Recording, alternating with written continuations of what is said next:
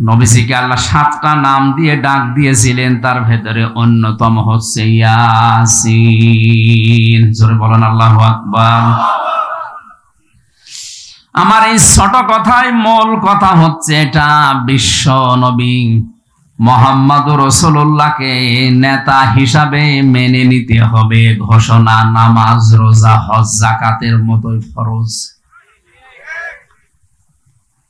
এই জন্য আমি গজলের এই 2 কলি বলেছিলাম, রাসূল আমার ভালোবাসা, রাসূল আমার আলো আশা, রাসূল আমার প্রেম বিরহের মূল আলোচনা, রাসূল আমার কাজে কর্মের অনুপ্রেরণা। জোরে বলেন আমিন। এই কথাটা যদি আপনি মুখ দিয়ে যা বললেন, প্র্যাকটিক্যাল লাইফে সত্যি মানতে পারেন, কোরআন শরীফ আমার সামনে, আমি ইয়াসিন এর দিকে তাকিয়ে গ্যারান্টি দিতে পারি আপনাকে আল্লাহ জান্নাত দিবে। কিন্তু মুখের কথা আর মনের কথা এক হওয়া লাগবে। এই সমস্ত ধর্মীয় অনুষ্ঠানে আসলে মানুষের ঈমান আবেগ এত বেড়ে যায়, হাত তুলতে বলতে ঠ্যাং তুলে ফেলে। এখান থেকে বের হয়ে গেলে সামিয়ানা পার হলে আর মনে থাকে না। আমি এর আগে চট্টগ্রামে বলেছিলাম একবার যে মানুষ আল্লাহর দরবারে কবুল হওয়ার 7টা নিয়ম আছে। সাহাবা একরাম যে আল্লাহর দরবারে কবুল হয়ে তাদের জন্য রাদিয়াল্লাহু আনহুম ওয়া রাদু আনহু নাজিল করেছেন, এমনি না। তার 1 নম্বরে কারণ তাদের মুখে যা ছিল মনে ওইটাই ছিল। তো আমরা বাঙালি তো আমাদের মুখের কথার সাথে মনের কথার মিল নেই। কাবা শরীফ তাওয়াফ করছিলাম 16 সালে, হঠাৎ দেখি একজন কাঁদতেছে, হাওমাও করে কাঁদে। ডাক দিয়ে বললাম, মুরব্বী বাড়ি কোথায়? তো বাংলাদেশ। কোথায়? নোয়াখালী। কাঁদেন কেন? মরবো। মরবেন মানে? আমি আর দেশে যাব না, দেশে কিছুই নেই। এখানে আল্লাহর ঘর আছে, নবীজির রওজা আছে মদিনায়, দেখার মতো, ইবাদতের মতো বহু জায়গায়। এখানে আল্লাহ যেন মরণ দেয়, এখানেই আমি আর যাব না। বললাম হোটেলে চলে। যেখানে থাকি হোস্টেলে নিয়ে আসার পরে নাস্তা দিলাম, বাইরে তাকিয়ে দেখি ঝড় হচ্ছে। বললাম, মুরব্বী প্রস্তুতি নেন। কেন? আপনি যে দোয়া করলেন আপনি আর যাবেন না, যে ঝড় উঠেছে আপনাকে শুধু আমি বের করে দেব, আপনি মরবেন। বলছে, বাবাজি দোয়া তো আমি এবছরের জন্য করিনি, আগামীতে যদি আসি তখন। ঝড় দেখিয়ে দোয়া পাল্টিয়ে ফেলেছে। এর মুখের কথার সাথে মনের কথার কোনো মিল আছে? বলেন বলেন। এখানে যারা ইয়াসিন এ শব্দের ব্যাখ্যা 5টা শোনার পরে মুখ দিয়ে আবেগে বললেন, রাসূল আমার কাজে কর্মের অনুপ্রেরণা, তাকে ছাড়ার নেতৃত্বে কাউকে আমি মানি না, তো কথা তো আমার মনে হচ্ছে এটা মুখের। সারা বাংলাদেশের 64 জেলার আমার কোন জেলা এমনকি কোন থানাও বাকি নেই। 2-1টা থানা আছে যেখানে মুসলমান নেই, উপজাতি। তাছাড়া বাকি কোন থানায় আমি একবার হলেও গেছি। তো এই জায়গাগুলোতে আমি যা দেখলাম, আমি তো 20, 21, 22, 23 ছিলাম ভেতরে, তার আগে পর্যন্ত মানুষ যেভাবে নবীজির নেতৃত্ব মানার জন্য হাত তোলে, বাইরের মানুষ বাদ দিলাম, শুধু এই থামিয়ানার নিচে যারা আছে এরাও যদি কথাটা অন্তত এর থেকে বের হয়ে ঠিক রাখতো, এদেশে নবীজির নেতৃত্ব ছাড়া আর কারো নেতৃত্ব চলতো না। আপনি রাজনীতির গন্ধ না খুঁজে বিবেক খাটান, আপনাকে আমি বাঁচার জন্য বললাম।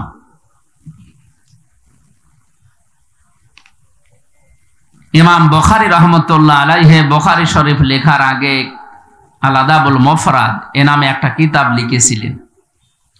তার 1ম নম্বরে তিনি দিয়েছেন 6টা, একটা হাদিসের 6টা ব্যাখ্যায় তিনি জানিয়েছেন 3 নাম্বার পয়েন্টে এটা আছে, কোন মানুষ যদি বিশ্ব নবীকে পৃথিবীতে নেতা মানতে না পারে, মরণের পরে বিনা হিসাবে বিনা বিচারে ও জাহান্নামী। অনেকে মনে হয় সুবহানাল্লাহ পড়ল। আপনি টের পাচ্ছেন এ কথার ওজন কত? আপনার বিচারও হবে না, হিসাবও নেবে না। এ দুনিয়াতে যাদের নেতা বিশ্ব নবী নেই, ওরা মরণের পরে বিনা বিচারে বিনা হিসাবে জাহান্নামী। আল্লাহ অন্তত আমাদেরকে যেন হেফাজত করেন, জোরে বলেন আমিন। জাতির পিতা হযরত ইব্রাহিম, যিনি আমাদের নামকরণ করেছেন মুসলিম বলে, মিল্লাতা আবিকুম ইব্রাহিমা হুয়া সাম্মাকুমুল মুসলিমিন। তোমাদের জাতির পিতা হিসাবে আমি আল্লাহ নিজে ঘোষণা দিলাম কোরআনে, তার নাম ইব্রাহিম আলাইহিস সালাম। তিনি তোমাদের নামকরণ করেছেন মুসলিম হিসাবে। সুতরাং মুসলিম আমরা যারা দাবি করছি, এই নবী ইব্রাহিম আলাইহিস সালামকে আল্লাহ পদে পদে প্রায় 9টার উপরে তিনি বড় বড় পরীক্ষা করেছিলেন। ওয়াইযিবতালা ইব্রাহিমা রাব্বুহু বিকালিমাতিন ফাতাম্মাহুন্না ক্বালা ইন্নী জাইলুকা লিন-নাসি ইমামা ক্বালা ওয়া মিন যুররিয়্যাতি ক্বালা লা ইয়ানালু আহদিয যালিমিন। সূরা বাকারার 124 নম্বর আয়াতে আছে, বিবেক দিয়ে যদি আপনি একটা মিলাতে পারেন, একটা আয়াতে আপনাকে আল্লাহর জান্নাতের পথ দেখিয়ে দেওয়ার জন্য যথেষ্ট। আমার ইব্রাহিমকে আমি পদে পদে পরীক্ষা নিয়েছিলাম, প্রতিটি পরীক্ষায় ইব্রাহিম উত্তীর্ণ হয়েছে। আমি আল্লাহ তার শেষ পরীক্ষায় খুশি হয়ে এত বেশি খুশি হয়েছিলাম এই আগুনে ফেলার এই পরীক্ষাতে। হযরত ইব্রাহিম আলাইহিস সালাম ফেরেশতাদেরকে যখন নিষেধ করলেন যে তোমাদের সাহায্যের দরকার নেই, এমন কোন অন্ধ আল্লাহর ইবাদত আমি করি না যিনি আমারে আগুনে পড়তে দেখেও চোখে দেখে না। আল্লাহ এত বেশি খুশি হয়েছিলেন, তিনি ডাক দিয়েছেন, ইব্রাহিম আমি তোমাকে পুরা মানব জাতির জন্য নেতা বানিয়ে দিলাম। সঙ্গে সঙ্গে ইব্রাহিম নবী আল্লাহর কাছে প্রশ্ন করলেন, ক্বালা ওয়া মিন যুররিয়্যাতি, হে আল্লাহ নেতৃত্বের এই গুণাবলী এটা কি শুধু আমি একাই পেলাম, নাকি আমার সন্তানাদি দুনিয়ায় যারা আছে তারাও নেতৃত্ব দিতে পারবে? আল্লাহ সাফ জানিয়েছেন ওই সময়, ক্বালা লা ইয়ানালু আহদিয যালিমিন। খেয়াল করেন, ইয়ানালু এটা মজারে, বর্তমান, ভবিষ্যৎ, প্রেজেন্ট, ফিউচার। আল্লাহ পাক বলেন, হে ইব্রাহিম শুধু তুমি একা না, তোমার সন্তানদের ভেতরে তারা নেতৃত্ব দিতে পারবে, কিন্তু পারবে না তারা যারা জালেম। জালেমদের জন্য আমি আল্লাহর কোনো ওয়াদা নেই। সুতরাং এই পেকুয়া চকরিয়া সহ বাংলাদেশকে জালেম মুক্ত করার জন্য আপনারা যে উদ্যোগ এখান থেকে আরম্ভ করেছিলেন, সাকিব ভাই যেটা বলছিলেন, আল্লাহ পাক যেন ইব্রাহিম আলাইহিস সালামের আসল সন্তান যারা মানব দরদি তাদেরকে কবুল করেন, জোরে বলেন আমিন। আশা করছি কোরআনের এই আয়াতের শাব্দিক যে অর্থ বললাম আপনি বুঝেছেন। কোন জালেমের জন্য নেতা হওয়ার যোগ্যতা আল্লাহর পক্ষ থেকে ঘোষণা নিষেধ এটা। অথচ যে যত বড় বেশি জুলুম করে তারা নেতৃত্ব দেওয়ার জন্য দেখে এগিয়ে আসে। আমরা যারা মানব দরদি আমাদেরকে আরো নিষেধ করা হয় যে রাস্তায় আপনার আসার দরকার নেই, আপনি আল্লাহ বিল্লাহ করেন। আল্লাহ বিল্লাহ কি?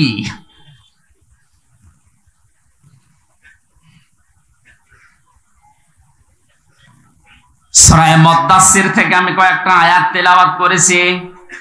খুব অল্প সময় আমার শরীরের অবস্থা এবং আরেকটা অনুষ্ঠানের দিকে তাকিয়ে খুব অল্প সময় সামারাইজ করে কথাগুলো বলছি।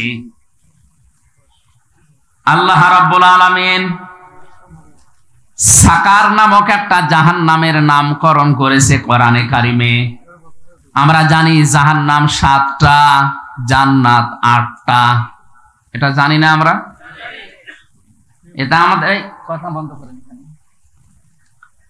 ক্লাসে যে সমস্ত বইগুলো পড়ানো হয় এখানে এই নিয়মেই লেখা আছে।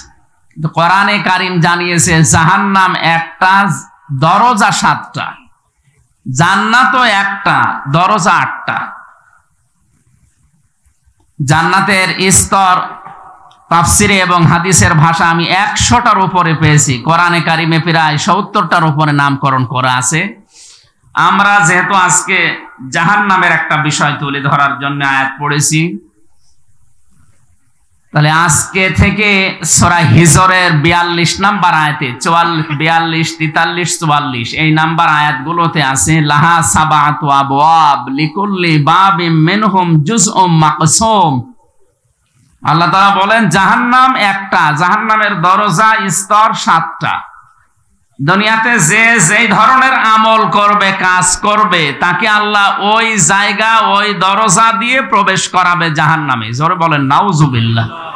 কালকে কক্সবাজারের শহরে একটা আলোচনা ছিল, ওখানে আমলের বিষয়ে কথা বলেছিলাম। কোন আমল যদি কেউ আল্লাহর দরবারে কবুল করাতে চায়, 4টা গুণ থাকা লাগবে ওই আমলের ভেতরে। 1 নম্বরে ওই আমলে এলেম থাকা লাগবে, জ্ঞান থাকা লাগবে ওই আমলের উপরে। আন্দাজে কেউ আমল দিয়ে দিল, কাজ দিয়ে দিল, আপনি করতে আরম্ভ করবেন না, ওইটা আমল না, ওইটা আল্লাহর কাছে আহসানু আমালা না। আহসানু আমালা হওয়ার জন্য 4টা গুণ লাগে। কয়টা? আজকে থেকে একেবারে জীবনের শেষ দিন পর্যন্ত এটা মিলাবেন। দুনিয়াতে যে কোনো কাজ যদি ভালো হতে হয়, আহসানু আমালা যদি হতে হয়, গুণ লাগবে ওই আমলে, কাজে। কয়টা? 1 নম্বরে এলেম লাগবে, 2 নম্বরে ওর ভেতরে নিয়ত থাকা লাগবে, খালেস নিয়ত, 3 নম্বরে ওই কাজে ধৈর্য থাকা লাগবে, 4 নম্বরে ইখলাস থাকা লাগবে। তাছাড়া কোনো আমল আহসানু আমালা হবে না। ওই আমলগুলো করলে কোন জান্নাতের দরজা দিয়ে স্তরে আপনি থাকতে পারবেন, কালকে আলোচনা ছিল, আমি পুরাটা শেষ করতে পারি নাই। আজকে আয়াত পড়েছি যেহেতু জাহান্নাম সংক্রান্ত। যে যেই ধরনের কাজ দুনিয়ায় করবে, কিয়ামতের দিন আল্লাহ জাহান্নামের ওই দরজা দিয়ে তাকে প্রবেশ করাবে। আমরা দুনিয়াতে এই যে ক্লাস 1 থেকে 10 পর্যন্ত একটা হাই স্কুল মনে করেন, এখানে যে যেই ক্লাসে পড়ে সে ওই দরজা দিয়ে প্রবেশ করে। ক্লাস 1-এ পড়ে, ক্লাস 9-এ যে ক্লাস করতে, আমার নানি শাশুড়ি বলছিলেন যে বক্তার গলা আর জুতার তলা সমান। মানে বক্তার গলায় কিছু বাঁধে না, কারণ জুতার তলায়ও কিছু বাঁধে না, বাঁধবে না ইনশাল্লাহ কয়েকদিন পরে। আমি পড়াশোনা শুরু করেছি, চালাতে চালাতে ইনশাল্লাহ আপনাদের কাছে নতুন নতুন তথ্য নিয়ে আসবে। এই তো গত সামনে 19 তারিখে, জানুয়ারির 19 তারিখে আপনাদের থেকে মনে হয় 1/2 কিলোমিটার দূরে ওই যে নিয়ামতুল্লাহ নিজামী নামে একটা ছেলে আছে, ও একটা মাহফিল দিয়েছে। ওই জায়গায় রাত 9টা থেকে 11টা পর্যন্ত। ওখানে একটা গুরুত্বপূর্ণ বিষয়, ইব্রাহিম আলাইহিস সালামের জীবনের 50টা পরীক্ষা আমি ওখানে বলবো ইনশাআল্লাহ। আমার শরীর যদি সুস্থ রাখে আল্লাহ, আর যদি সঠিকভাবে আসতে পারি। আজকে এই মাহফিলটায় কাদের ভাই আসলে জোর করেই নেওয়ার মতো। বাড়ি আমার শ্বশুরের এলাকায়, আসলে না নিলে আবার ম্যাডামরে ধরবে, বাড়িতে সে ঝামেলায় পড়বো, বাধ্য হয়ে নেওয়া। বলছিল আধা ঘন্টা মতো একটু কথা সালাম বিনিময় করে আপনার ওই আসল মাহফিলে চলে যাবে। আপনারা আজকে অন্তত কিছু যেন মনে করেন না, আমি খুব অল্প সময় আয়াতটা বোঝানোর চেষ্টা চালাচ্ছি। জবান খুলে আপনি একটু পড়েন, আউযু বিল্লাহি মিনাশ শাইতানির রাজিম।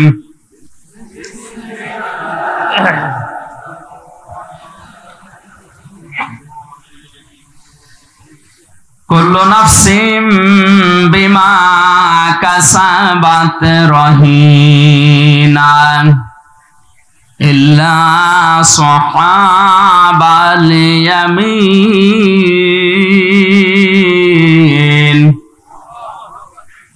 আল্লাহ পাক বলেন দুনিয়াতে যে যেই ধরনের কাজ করবে, প্রতিটি মানুষকে তার কাজ অনুযায়ী পুরস্কার বা শাস্তি দেওয়া হবে। কেউ কারো জন্য, কাজের জন্য অন্তত দায়ী না।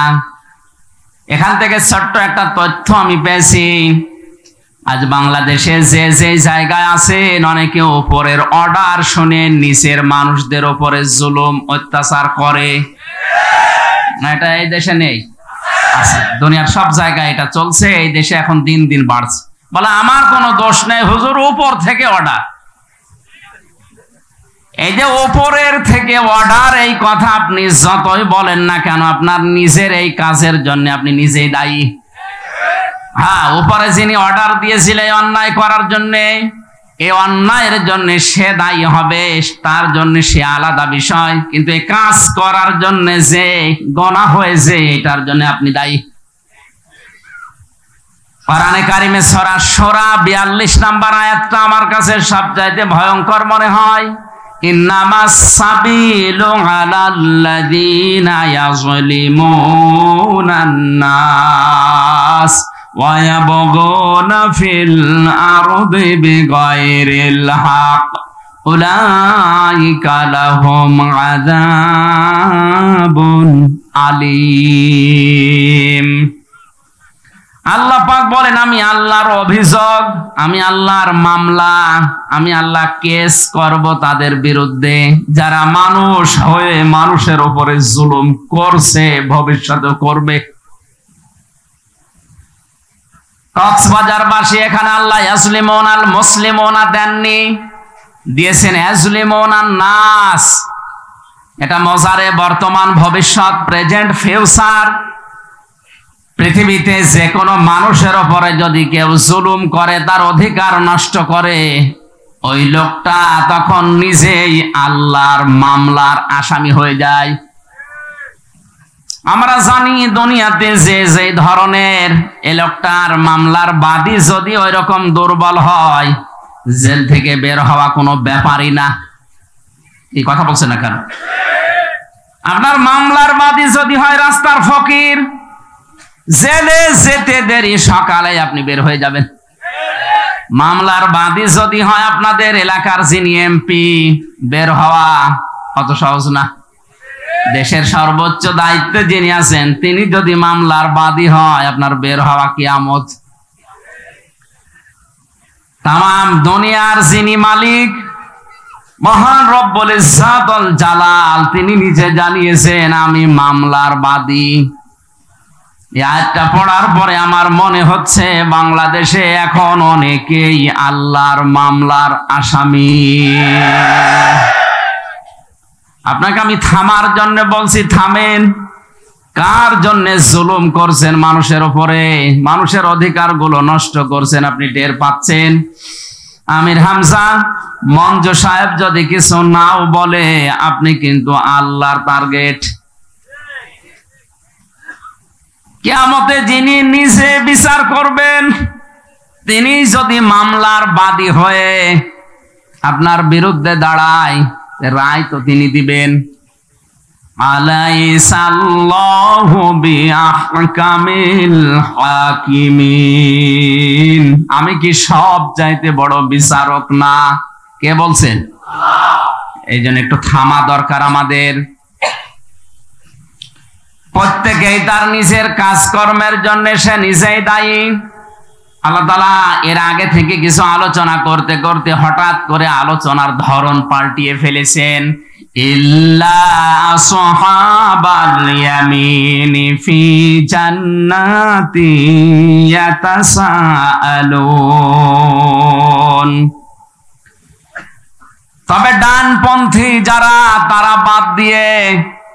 এখানে একটা লক্ষণীয় বিষয়, আল্লাহ পাক কিন্তু ডানপন্থীদের কথা এই আমল কাজ কারবার করার পর পরে জানিয়েছেন।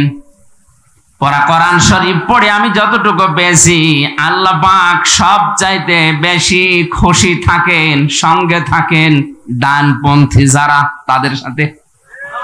দুর্ভাগ্য হলেও সত্য, বাংলাদেশে অনেকে এখন নিজেকে বামপন্থী বলে ঘোষণা দিয়ে আনন্দ পাচ্ছে। বামপন্থী যারা, এরা টাটকা নির্ভেজাল শয়তান। আমরা ডানপন্থী না বামপন্থী? ডানপন্থী কারা দেখি? লিল্লাহি তাকবীর।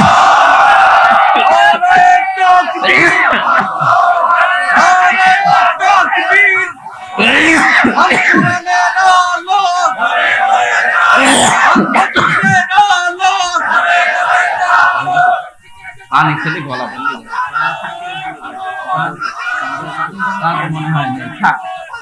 আলহামদুলিল্লাহ ভাই, ঠিক আছে, স্লোগান দেওয়ার দরকার নেই। যে কথাটা বললেন এটা মরণ পর্যন্ত ঠিক থাকবে তো ইনশাআল্লাহ? আমরা ডানপন্থী না বামপন্থী? বামপন্থী বলে নিজেদেরকে যারা ঘোষণা দিয়ে আরো আনন্দ প্রকাশ করে, এরা কি মানুষ না জাহান্নামের কীট? আপনি আমল লাখ আপনার চাই থাক, কম বেশি অনেকের আছে। বামপন্থী ঘোষণা দেন কোন কোন বিবেকে? ফি জান্নাতি ইয়াতাসালুন।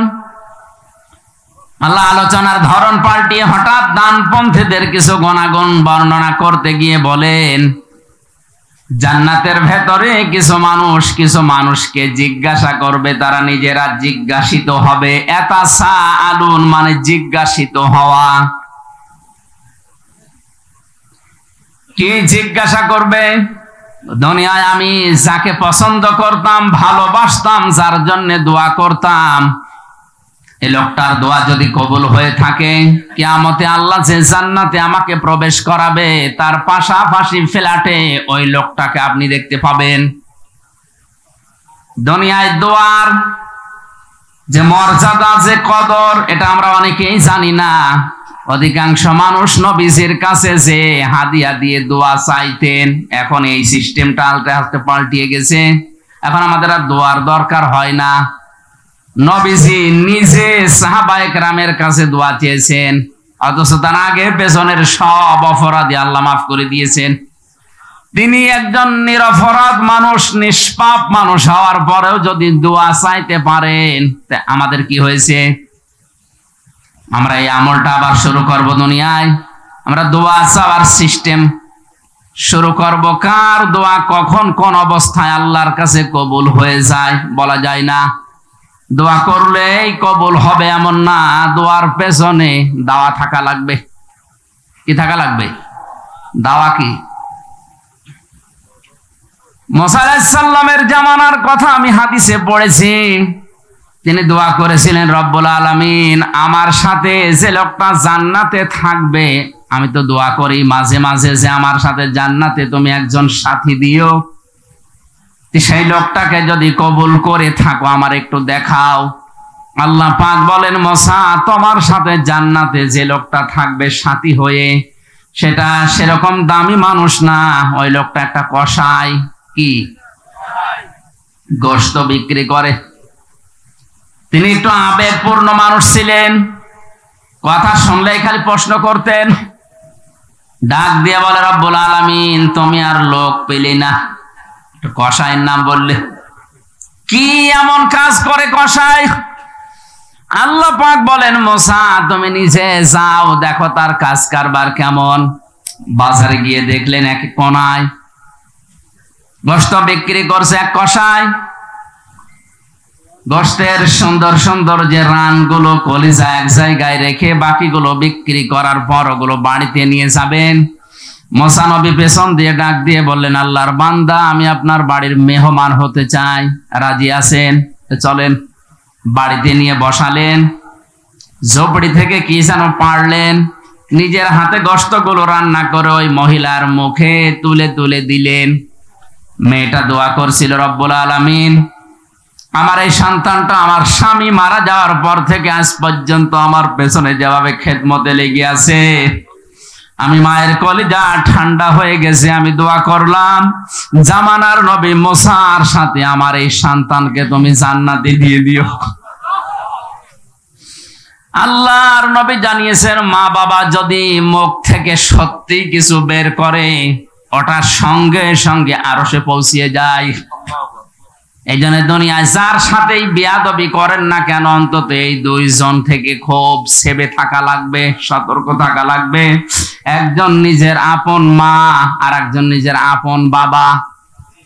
অনেকেই দুইজনের সাথে বেয়াদবি করছে, কিন্তু অনেক বাবা আছে তাদের সাথে কোনো বেয়াদবি করেও না, করলেও ভয় পায়।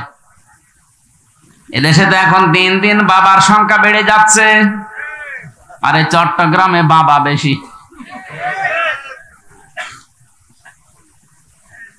কোরআনে কারিমে আল্লাহ যেই মা বাবার নাম দিয়েছেন ওইটা কিন্তু নিজের আপন মা বাবা। ওরা কোরআনে কয়েক জায়গায় আল্লাহ জানিয়েছেন ওয়াসাইনাল ইনসানা বিওয়ালিদাইহি ইহসানা। আল্লাহ পাক বলেন আমি দুনিয়ার সব মানুষকে নির্দেশ দিয়েছি, উপদেশ দিয়েছি, নসিহত করেছি তারা যেন তার মা বাবার সাথে ভালো আচরণ করে। এখানে একটা শিক্ষা আছে, আপনারা আছেন তো ময়দানে? আল্লাহ পাক এখানে মা বাবার সাথে ভালো আচরণ করার কথা জানিয়েছেন। মা বাবার আইন মানা ফরজ না নফল? না না, কথা বুঝে বলে।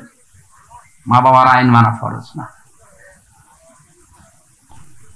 পৃথিবীতে একজনের আইন মানা শুধু ফরজ, তিনি আমাদের মালিক আল্লাহ। আর তার মাধ্যমে, তিনি যার মাধ্যমে আমাদেরকে শরীয়ত দিয়েছেন মুহাম্মাদুর রাসূলুল্লাহ, তার নির্দেশ কিছু কিছু আমাদের জন্য মানা নবুয়ত পাওয়ার পর থেকে মৃত্যু পর্যন্ত এই 23 বছর মানা ফরজ। আপনি উল্টাপাল্টা বাইরে ছড়াবেন না যে আমি নবীকে মানিনি, নবীকে ছোট করেছি, তা না। নবীজির জীবনের 23 থেকে 40 থেকে 63 এই কয় বছর? এই 23 বছরের সব কিছু মানা আমরা উম্মত দাবি করলে ফরজ। আর এর আগে তিনি যে কাজ কারবার করেছিলেন এই কাজগুলো আপনি যদি নাও মানেন আপনার ফরজ না। হেল্পফুল ফজল নামে একটা সংগঠন গঠন করেছিলেন 17 বছর বয়সে। এখন যদি কেউ এই সংগঠন না করে সে কি কাফের হয়ে যাবে? আমরা জানি এই 17 থেকে 40 23 বছর, এই 23টা বছর তিনি অনেক কাজ কারবার দুনিয়ায় করেছিলেন, কিন্তু তার শত্রু উল্লেখযোগ্য আমরা সেরকম পাইনি। এমনকি সিরাত ইবনে হিশামের ভেতরে পেয়েছি। মেহমান এসেছে। সুবহানাল্লাহ আলহামদুলিল্লাহ।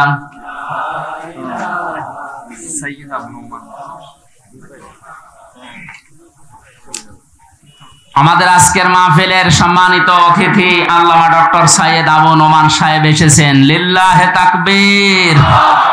হায়াতে তাজ্জাবা সিহাতে কুল্লিয়া কামনা করছি। সম্মানিত ভাইরা, আমি অন্তত আয়াতের দিকে যে শেষ করে দিচ্ছি। আমরা ওয়াশনার জন্য আসছি,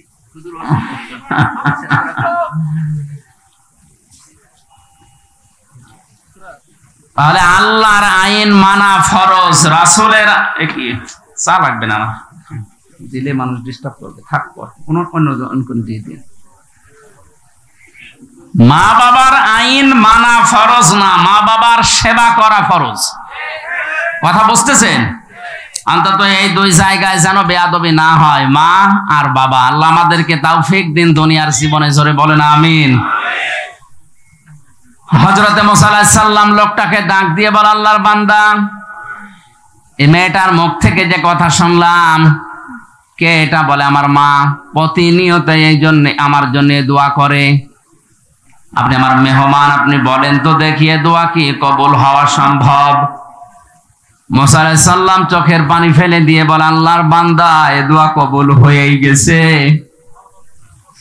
আমি জামানার নবী মুসা তোমাকে সুসংবাদ দিয়ে গেলাম আল্লাহর পক্ষ থেকে, তুমি আমার সাথে জান্নাতে সাথী হয়ে থাকবে। জোরে বলেন সুবহানাল্লাহ। এই কসাই এমনিতেই জান্নাত মুসা আলাইহিস সালামের সাথে সাথী হতে পারেনি, শুধু তার মা দোয়া করেছিলেন এমনিতেই না, দোয়ার পেছনে দাওয়া ছিল, মায়ের খেদমত। দাওয়ার নাম কি? আমরাও যদি দুনিয়াতে কারো জন্য দোয়া করি, এই দোয়ার পেছনে যদি দাওয়া থাকে, বিস্তারিত দাওয়ার বর্ণনায় গেলাম না।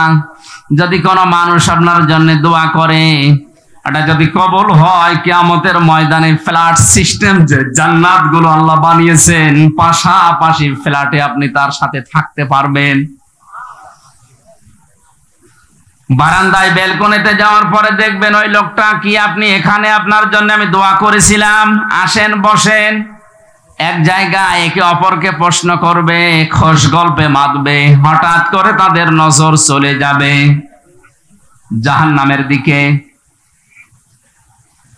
একজন আর একজনকে প্রশ্ন করবে, ভাই এই যে মানুষগুলো পড়ে আছে জাহান্নামে, এগুলো তো অনেকেই পরিচিত মনে হচ্ছে, এ তো আমার এলাকার মেম্বার, এ তো আমার এলাকার চাচাতো ভাই, এরা পড়ে আছে কোন কারণে আপনি জানেন?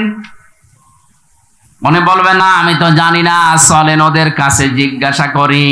আনিল মুজরিমিনা মা সালাকাকুম ফি সাকার, যারা এই সাকার নামক জাহান্নামে পড়ে আছে এদেরকে জিজ্ঞাসা করবে আপনারা জাহান্নামে এসেছেন কোন কারণে। ফেরেশতা মালিককে প্রথমে জিজ্ঞাসা করবে, দারওয়ান ফেরেশতা মালিক, অভিভাবক দায়িত্বে যিনি আছে তাকে। হযরতে মালিক ডাক দিয়ে বলবে, আল্লাহর বান্দারা আমি জানি না, ওদেরকেই জিজ্ঞাসা করেন কেন ওরা পড়ে আছে এই সাকারে। এই দুইজন যখন বলবে আপনারা জাহান্নামের এই সাকারে পড়ে আছেন, এই জ্বলন্ত আগুনে দাও দাও করে জ্বলছে কোন কারণে, যত মানুষ জাহান্নামে আছে তারা এক বাক্যে জবাব দেবে, ক্বালু লাম নাকু মিনাল মুসাল্লিন। এখানে ক্বালানা ক্বালানা ক্বালু বহুবচন, যত মানুষই জাহান্নামে আছে ওরা এক বাক্যে বলবে আমরা নামাজ পড়তাম না। বাংলার মুসলমানেরা কোন হিন্দু কি বলবে আমি নামাজ পড়তাম না? কথা বলে না কেন? কোন খ্রিস্টান ইহুদি বৌদ্ধ বলবে আমি নামাজ পড়তাম না? ওদের নামাজই নেই। তাহলে এই কথা বলতে পারে কে? আরো জোরে বলেন। যে মুসলমান দাবি করার পরেও নামাজ পড়ে না, সে যে দল করুক না কেন ও জাহান্নামে যাবে। টাটকা ফতোয়া, আর কারো ফতোয়া লাগবে? এই জন্য আহ্বান জানাচ্ছি আজকের এই ময়দানে, যেহেতু এটা ক্যামেরা ভিডিও হচ্ছে, কালকেই ছড়াবে, সারা দুনিয়ার 175 কোটি মুসলমানকে বলছি, আপনি যদি মুসলমান দাবি করার পরেও নামাজ না পড়েন, নামাজ আদায় না করেন, নামাজ কায়েম না করেন, অবশ্যই আপনাকে জাহান্নামে যাওয়া লাগবে, সাকার নামক এই জাহান্নামে।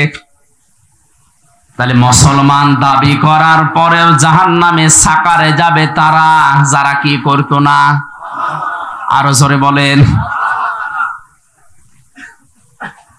নামাজ পড়েও আবার অনেকে জাহান্নামে যাবে। এবার প্রশ্ন আমার অনেকের মনে, যে তাহলে নামাজ না পড়াই তো ভালো। ফাওয়াইলুল লিল মুসাল্লিন আল্লাযীনা হুম আন সালাতিহিম সাহুন।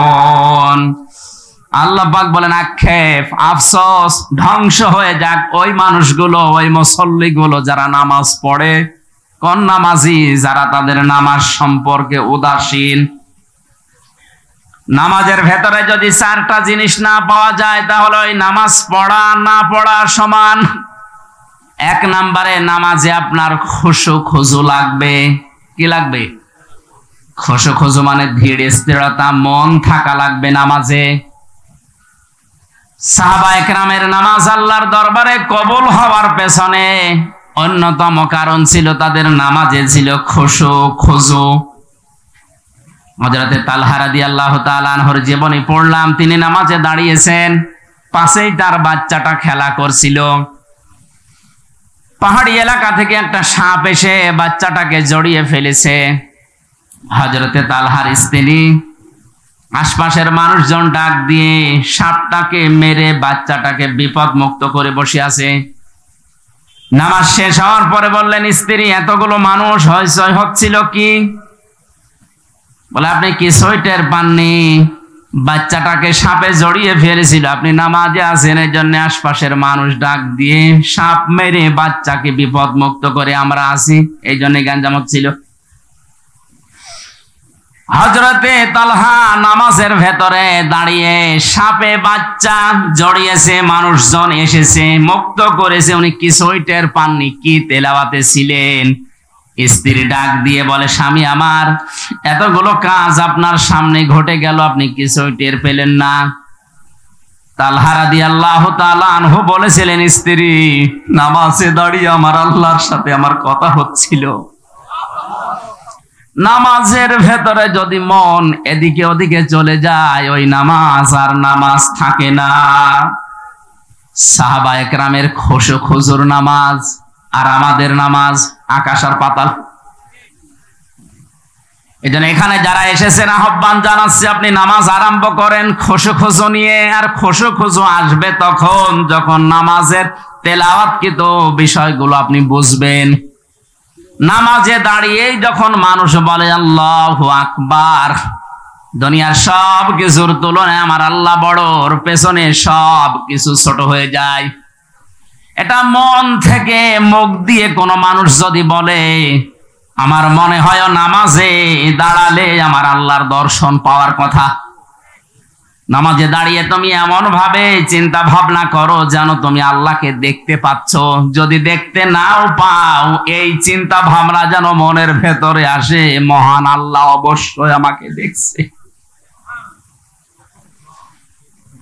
নামাজের 2 নম্বরে তেলাওয়াতকৃত বিষয়গুলো আমাদের বোঝার জন্য সর্বোচ্চ সূরা ফাতিহা বাদ দিয়ে 4টা সূরা অর্থ ব্যাখ্যা বিশ্লেষণ একটু কষ্ট করে আয়ত্ত করে নেবেন।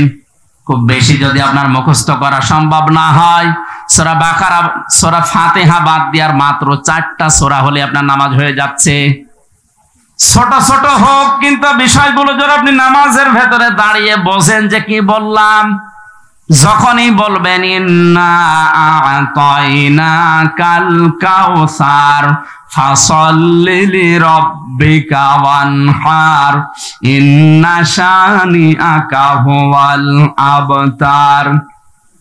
নবীজির বিষণ্ণ জীবনে আয়াতগুলো এত প্রশান্তি এনে দিয়েছিল। আমি জেলখানায় 3 বছরের ভেতরে মাঝে মাঝেই মানুষ হিসাবে এই কন্ডেম সেলের ভেতরে বহুবার আমি হতাশ হয়ে গেছি। যখনই বলতাম ইন্না আ'তাইনাকাল কাউসার, মনে হতো আমার আল্লাহ এই মাত্র এই সুসংবাদ আমার এই শোনাচ্ছেন। এজন্য নামাজের ভেতরে যা পড়ছি ওটা যদি আমি বুঝি, আমার মন আরো স্থির হবে, আল্লাহর প্রতি ভরসা এটা আরো বেড়ে যাবে। কোন মানুষের ভরসা যদি আল্লাহর প্রতি বেড়ে যায়, আজকে আসার সময় পড়ছিলাম, কোন মানুষ যদি মনের অশান্তিও এ কথা বারবার বলতে থাকে, হাসবুনাল্লাহু নি'মাল ওয়াকিল নি'মাল মাওলা ওয়া নি'মান নাসির।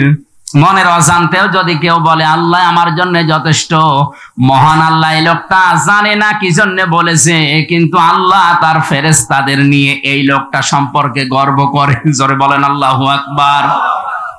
এজন্য আল্লাহর উপরে ভরসা বিপদে পড়লে আমাদের বাড়ে, আমাদের ভরসাটা আরো বেশি বাড়ানো দরকার।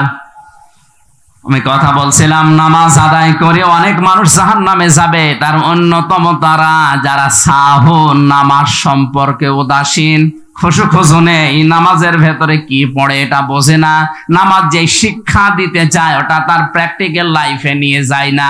এ মানুষগুলো নামাজ পড়ার পরেও ধ্বংস হয়ে যাবে আল্লাহর ভাষায়। জোরে বলেন নাউজুবিল্লাহ। তাহলে 1ম নম্বরে যারা বলছে আমরা নামাজ পড়তাম না, নামাজ পড়লে এগুলো আমাদের ছিল না, এজন্য নামাজ পড়া না পড়া তাদের জন্য যেহেতু সমান, সুতরাং আমরা মুসলিম দাবি করছি, যারা যাই করেন না কেন অন্তত ফরজ নামাজগুলো আপনি ছাড়বেন না। তাহলে আল্লাহর জিম্মা থেকে, আল্লাহর আয়ত্ত থেকে আপনাকে আল্লাহ বের করে দেবে। আর আল্লাহর দায়িত্ব থেকে কোনো বান্দা বান্দি যদি বের হয়ে যায়, ওই 1 সেকেন্ড অন্তত চলার কথা না। চলতে গিয়ে হঠাৎ পা পিছলিয়ে বা পা বাঁকা হয়ে পড়ে গেলেন, পা ভেঙে গেল, আল্লাহর দায়িত্ব ছাড়া 1 সেকেন্ড সুস্থ থাকাও সম্ভব না। অথচ ফরজ নামাজ যদি কেউ ছেড়ে দেয়, আল্লাহ পাক বলেন ওর দায়িত্ব আমি আল্লাহ ছেড়ে দেই। জোরে বলেন নাউজুবিল্লাহ। আমি আশা করতে পারি এই মাহফিলের এই ময়দানে মানুষ যারা আছে, অন্তত জীবনে যতদিন আজরাইল না আসে ফরজ নামাজ ছেড়ে দেব না। কারা রাজি আছেন প্রাপ্ত যারা? লিল্লাহি তাকবীর। মাহফিল ইনশাআল্লাহ সাকসেস হবে যদি এই কথাগুলো আমরা ঠিক রাখতে পারি। দ্বিতীয় নম্বরে ওরা ডাক দিয়ে বলবে অলাম নাকুন নুতিমুল মিসকিন, আমরা এতিম মিসকিনদের খাবার দিতাম না। দারিদ্র মুক্ত সমাজের জন্য আমাদের কোনো ভূমিকা ছিল না। আজ অনেকেই শুধু নিজে খাবো, নিজে পরবো, নিজের আখের গোছাবো, এই চিন্তায় আছে। এগুলো হচ্ছে না। এখান থেকে টাকা পয়সা বিদেশে পাঠিয়ে স্ত্রীর নামে ঘর বাড়ি বানিয়ে নাম দিয়েছে বেগম পাড়া। অথচ যারা নিজের শুধু খেয়ে পরে বাঁচবো, অন্যের চিন্তা ভাবনা মানুষের মাথায় নেই, এই মানুষগুলো মুসলমান দাবি করার পরেও জাহান্নামে যাবে। এই জন্য এতিম মিসকিন অসহায় মানুষের খোঁজ খবর রাখা, দারিদ্র মুক্ত সমাজের জন্য ভূমিকা রাখা, এটা যদি কেউ না রাখে তার কিন্তু কপাল নষ্ট হবে। 3 নম্বরে ওয়াকুন্না নাখুদু মাল খায়দিন, আমরা সমালোচনা যারা করতো তাদের সাথে মিশে আরো সমালোচনা করতাম। এটা আজ বাংলাদেশে দিন দিন বেড়ে যাচ্ছে। একবার কোন জায়গায় জানো, সেই 20 সালে, 3 বছরে তো অনেক মনে নেই, একবার খাবার খাচ্ছিলাম কোন জেলায় জানো, খাবার খেয়ে এই যে থাল চেটে খায় অনেকে, এটা সুন্নাত। এগুলো হজম শক্তিকে বৃদ্ধি করে, এরপরে আরো অনেক উপকার আছে। এই পাশে 3-4 জন লোক বসে খাবার খাওয়ার সময় আমার দিকে তাকিয়ে বলছে, যেভাবে থাল চেটে খায় মনে হচ্ছে থালও খেয়ে ফেলবে। একটা হাড় ছিল, হাড়ের সাথে মাংস লেগে থাকে, একটু চাবাচ্ছিলাম। আমার কাছে একজন এসে বলছে, হুজুর আপনি কিছু মনে করেন না, আপনি যেভাবে হাড় চিবাচ্ছেন, আপনার এলাকার কুকুর কি হাড় পায়? আমি বললাম, আমার এলাকার কুকুর ওরকম অভদ্র না, ওরা হাড় খায় না। কি খায়? ওরা খাচ্ছিল চা, তাও দাঁড়িয়ে দাঁড়িয়ে, এক হাতে সিগারেট এক হাতে চা। মনের ভেতরে চলে আসলো, বললাম যে আমার এলাকার কুকুরে চা খায়। বললেন হুজুর, মানে আমাদের কথাগুলো ওদের ভালোও লাগে না, সহ্য করতে পারে না, কি করে ভুল ধরা যায়, সমালোচনা করা যায়, সব সময় থাকে এই ধান্দায়। এই জন্য সমালোচনা বন্ধ হওয়া দরকার, বিশেষ করে আলেমদের। আজ তো যত দোষ সব আলেমদের। আমার নামে যে দোষ দিয়ে 3টা বছর ফাঁসির কন্ডেম ছেলে আপনি বিনা কারণে আটকে রাখলেন, কিয়ামতে আপনি কি জবাব দেবেন? এই নিচ থেকে উপর পর্যন্ত যারা জড়িত ছিল, টপ টু বটন, কেউ মাফ পাবে না যদি আমি মাফ না করি। কারণ এটা আমার হক, এটা হক কল্যাণ, এটা হক কল ইবাদ, আমার হক। এটা নষ্ট করেছেন আপনি, আমার স্ত্রী, আমার সন্তানাদি, আমার মা বাবা, এদেরকেও কষ্ট ফেলেছেন। অথচ মামলা দিয়েছে কি, যে তরবারি সাকিব নামে একটা লোক, এই 20-22 বছর বয়স, ও মাঠে কাজ করে সিরাজগঞ্জ। কথা শুনে আমি উদ্বুদ্ধ হয়ে এসেছি সংসদ ভাঙতে কাঁচি নিয়ে। এই মামলায় আমারে ধরে 3 বছর আটকে রেখেছে। শয়তান পর্যন্ত বিশ্বাস করবে, কারণ কাঁচি দিয়ে সংসদ ভাঙা যায়? বম মারলে ওড়ে না, আরো কাঁচি দিয়ে সংসদ ভেঙে ফেলবে। কোথাকার পানি কোন জায়গায় গড়িয়েছে বলে। সমালোচনা করতে করতে যেমন জায়গায় আমাদেরকে নামিয়ে দিয়েছে, আমাদের নামও আজ পাল্টিয়ে দিচ্ছে। অনেক আলেমের নাম এখন পাল্টিয়ে দিয়েছে তেতুল হুজুর। এই নাম কি আলেমদের ছিল? তেতুল হুজুর এ শব্দ কোন মেধা থেকে এসেছে আপনি টের পাচ্ছেন? ছোটখাটো মাথা থেকে এটা আসে না। কওমি মাদ্রাসাগুলোকে বিষ বৃক্ষ বলে এরা নাম দিয়েছে। যেখান থেকে সেখান থেকে এই শব্দগুলো বের হয় না, এ বের হওয়ার অনেক বড় বড় মাথা কাজ করছে। সুতরাং এই সমালোচনা যারা করে, এরা আবার হজ করে আসে, ওমরা করে আসে, হজ করতে যাওয়ার সময়ও বিড়ি টানতেছে। আমি সাবধান করছি, আপনারা সমালোচনা বন্ধ করেন, নয়তো মুসলমান দাবি করার পরও নাম যদিও আপনার মুসলমানের, আপনি কিন্তু সাকারে যাবেন জাহান্নামে।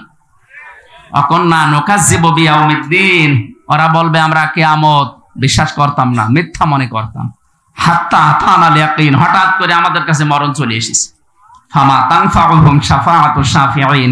এখানে 4 প্রকার মানুষের নাম আমরা পেলাম। মুসলমান দাবি করেও যারা নামাজ পড়ে না, দারিদ্র্যমুক্ত সমাজের জন্য যারা কাজ করে না, যারা সমালোচনা করে সমালোচনাকারীদের সাথে মিলেমিশে, আর যারা কিয়ামতে জবাব দিতে হবে এটা যারা বিশ্বাস করে না, এই মানুষগুলোর জন্য যদি কেউ সুপারিশও করে কাজে লাগছে না, কিয়ামত পর্যন্ত লাগবেও না। তানফাউ মোজারে, এখানে হোম জমির বহু বচন আছে, এই জন্য শুধু একজনের না, এইরকম চরিত্র যাদেরই আছে দুনিয়ায় তারা এখনই থেমে যান, পাল্টান। আমি সহ প্রত্যেককে আল্লাহ যেন পাল্টিয়ে দেন, জোরে বলেন আমিন। আল্লাহ বলেন এরপরেও কি আমার এই আলোচনা থেকে মুখ ফিরিয়ে তোমরা চলে যাবে? আমরা যেন এইরকম মানুষ না হই, আল্লাহর এই আলোচনা থেকে আমরা মুখ না ফিরিয়ে গ্রহণ করার মতো মন মানসিকতা তৈরি করে ওদার তো আহ্বান জানিয়ে আজকের মতো শেষ করে দিচ্ছি। আমার গলা এবং ওইটা থেকে বারবার কল আসতেছে, শেষ করে দিলাম। আমিন। বারাকাল্লাহু লানা ওয়া লাকুম ফিল কোরআনিল আযীম।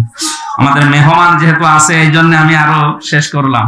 আপনার জন্য আমাদের এক্সেপ্ট উপহার আনছে যে সাইদ আবু নোমান স্যার, নোমান স্যার, কাশেম ভাই কিন্তু এটা সরেন, এটা সরেন। আমাদের